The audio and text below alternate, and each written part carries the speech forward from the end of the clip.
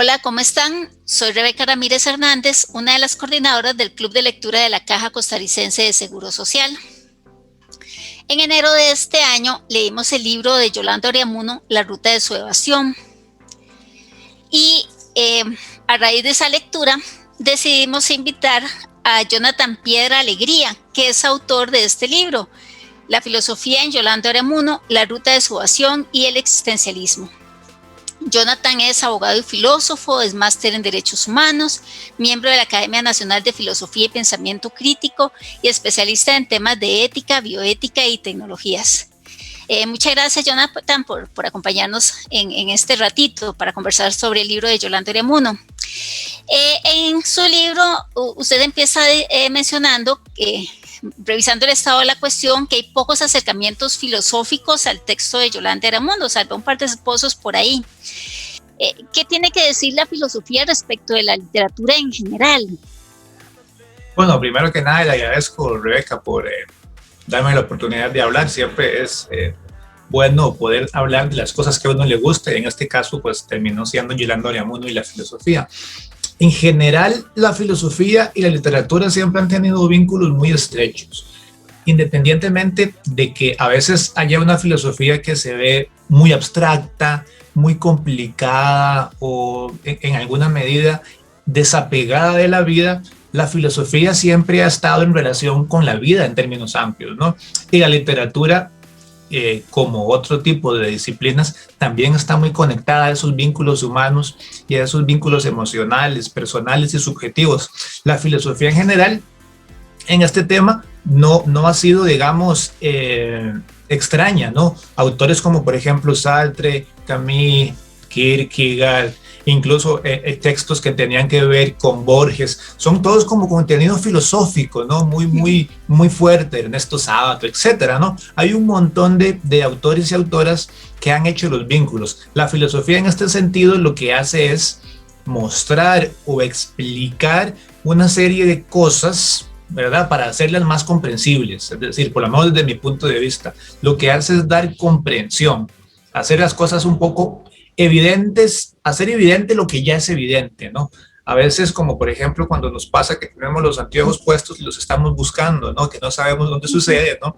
La filosofía lo que intenta es mostrar esos anteojos, intenta indicarlos, intenta decir por qué tiene los anteojos puestos. Y en este caso, en la obra de Yolanda Oriamuno, particularmente, si uno la lee de manera en algún momento de la vida, en algún momento después, uno va a ver que tienen como diferentes significados. Es como una obra muy profunda, ¿no? Que en general pasa con toda la literatura. Sin embargo, con esta obra concreta, yo creo que Yolanda Oriamuno, más allá de su vida bastante espectacular que tuvo, ¿no?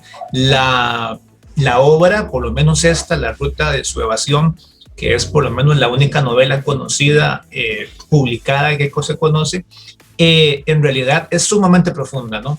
Es muy profunda, y a mí me interesó principalmente porque el acercamiento que se da a Yolanda Oriamuno casi siempre es de un enfoque de género feminista, ¿no? En realidad ese es el enfoque más difundido que hay sobre la obra de ella.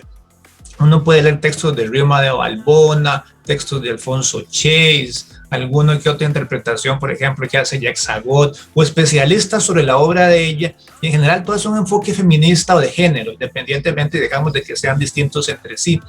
Yo personalmente creo, luego de leer la obra y sobre todo su epistolario, que no es una única vía la que se puede abordar en el pensamiento de ella.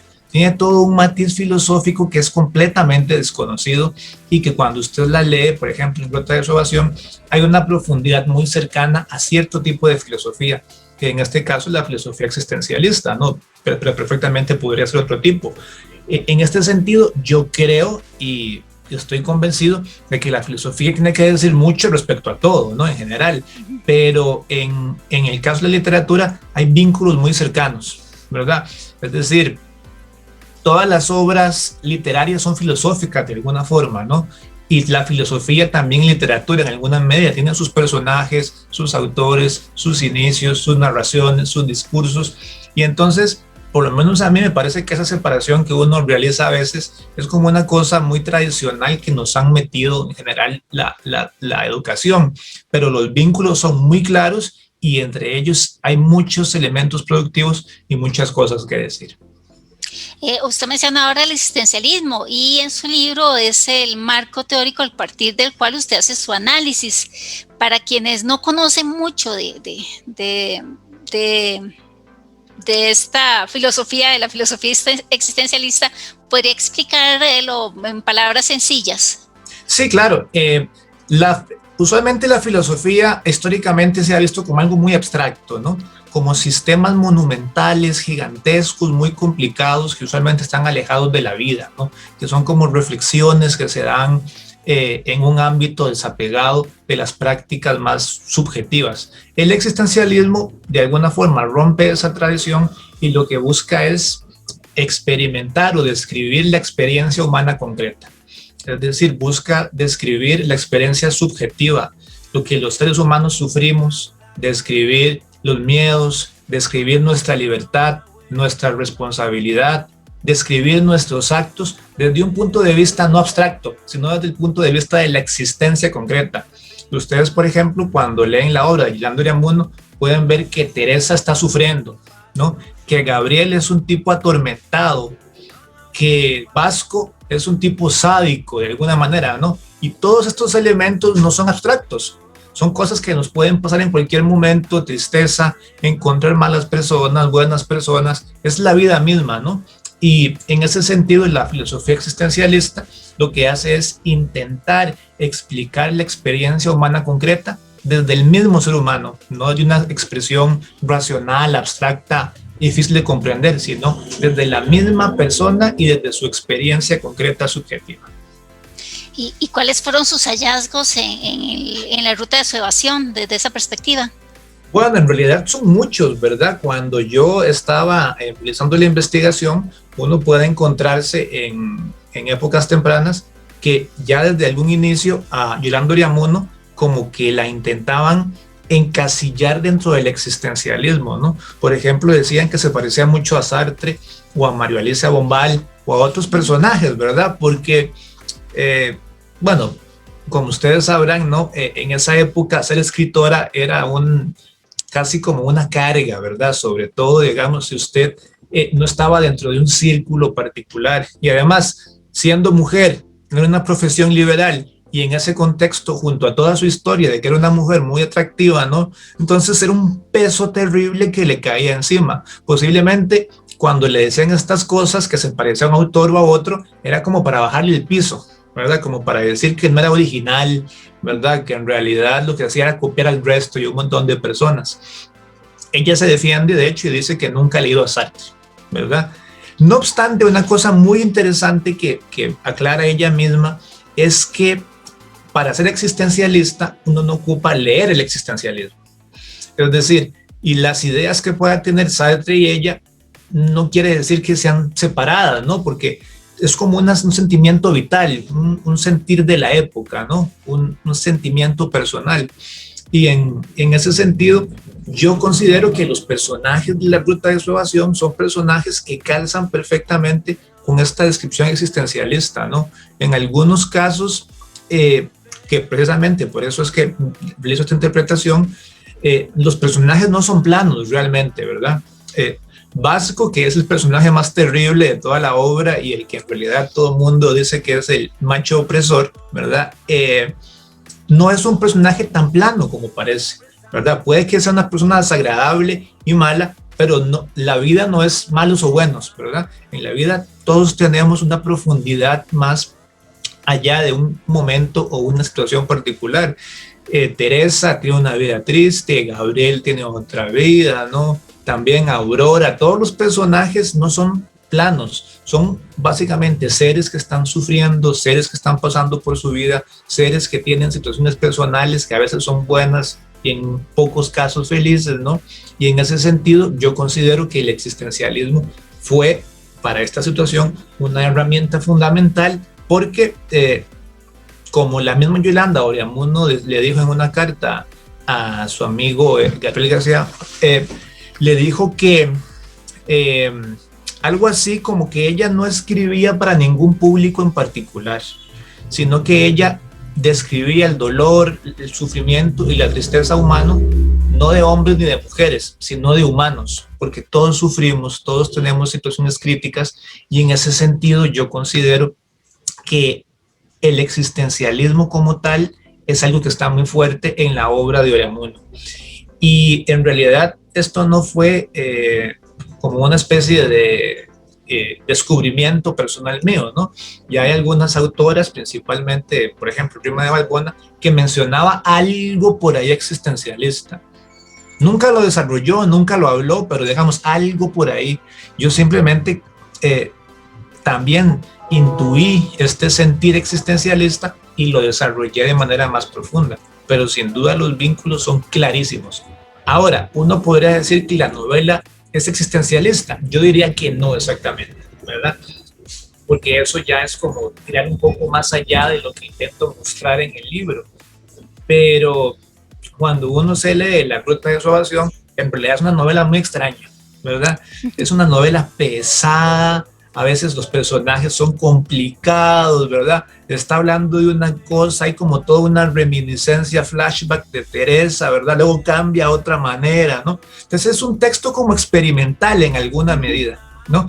Y entonces ya pues habrán personas que tienen más experiencia en eso para decir, no es la categoría de la novela, pero sin decir que es existencialista, sí creo que tiene un sentir existencialista muy, muy claro, y esto se puede notar, por ejemplo, en las actitudes digamos, importantes de los dos personajes que me parece que son claves ahí, Teresa y Gabriel, ¿verdad? Y su hijo Gabriel. Hay dos elementos que me llaman la atención. El primero es toda esa visión del existencialismo que se constituye en, digamos, un instrumento para la construcción de personajes. Los personajes en esta novela de Yolanda Unamuno son muy sólidos, uno se cree que son personas.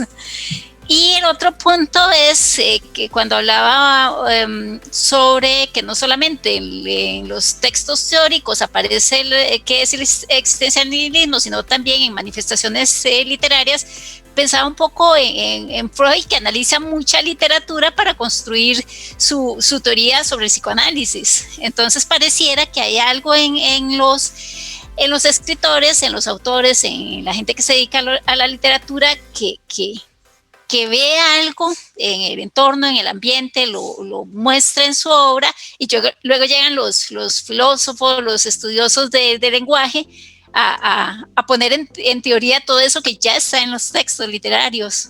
Sí, claro, ¿no? Y de hecho es una práctica muy común, por eso yo le comentaba al inicio que esa separación tan tajante entre filosofía y literatura realmente es como una cosa muy artificial, ¿verdad? Es decir, hay un vínculo muy estrecho. Por ejemplo, Sartre, que fue el mayor exponente del existencialismo, se dio a conocer por sus obras de teatro y sus obras, digamos, literarias, ¿verdad? A pesar de que escribía manifiestos gigantescos de filosofía, él de alguna forma no le gustaba tanto porque él pensaba que todo el lenguaje como impostado que a veces tiene la filosofía le quita la viveza al momento, ¿verdad? Entonces era mucho más fácil explicar un concepto filosófico por medio de una novela o una obra de teatro y digamos mucho más fácil de que llegara al público que alguien se leyera un libro gigantesco de 1000 páginas, ¿no? Y no únicamente eso, sino que en realidad la literatura se genera como más empatía, ¿no? Hay como más vínculos, uno puede de alguna forma sentir una empatía y tristeza por Teresa, de alguna forma, ¿no? Enojarse por lo que está haciendo Vasco, sentir pena por Aurora, ¿no? En alguna medida, o incluso también por Elena, ¿no? Que es como la mujer liberada de la novela, pero no tanto, ¿verdad? ¿No? Entonces hay como una especie de elemento empático que es fundamental, y el existencialismo en este caso lo que hace es explicar la vivencia de estas personas por medio de su libertad y de sus actos, y en ese sentido yo considero que sin duda fue fundamental el enfoque de Yolanda Unamuno, porque ella se separa de un molde tradicional, ¿verdad?, que estaba en esa época, y plantea una novela muy experimental que sin duda alguna tiene o tuvo que ver mucho con su experiencia de vida, ¿verdad? Que eso es una cosa que no hay que olvidar, porque la vida de Unamuno fue una vida pues bastante complicada, ¿verdad? Dejando de lado todo su mito, que hay todo un mito que no es real, ¿verdad? Pero que hay mucha historia ahí de fondo. Su vida en realidad posiblemente es mucho más interesante que todas sus obras, ¿verdad? Porque tuvo una vida realmente complicada, dura, y ella lo intenta mostrar de alguna forma, ¿no? En esa novela. Teresa de alguna forma es ella, ¿verdad? En alguna medida, o bueno, todos los personajes son ella, ¿verdad? Evidentemente, pero Teresa es la que se puede asimilar de alguna forma a algún elemento concreto de su vida, ¿verdad? Y en ese sentido, la literatura como tal tiene esa ventaja frente a otras formas, digamos, artísticas, ¿verdad? Que es esta conexión empática que genera, digamos, de una forma muy, muy fuerte. Y la filosofía, como usted lo menciona, en muchos casos llega, o siempre llega después, es decir, llega ya cuando está esto para aclarar cosas, para desarrollar cosas. Por eso le decía, para hacer visible lo que ya estaba ahí. Lo que pasa es que a veces cuesta verlo, ¿verdad? Cierto. Bueno, muchas gracias, Jonathan, por conversar ese ratito con nosotros, con todos los seguidores del Club de Lectura. Gracias a quienes nos siguen aquí en nuestro canal de YouTube. Recuerden suscribirse al canal y marcar la campanita para que cada vez que subamos un video les llegue un aviso. Hasta luego.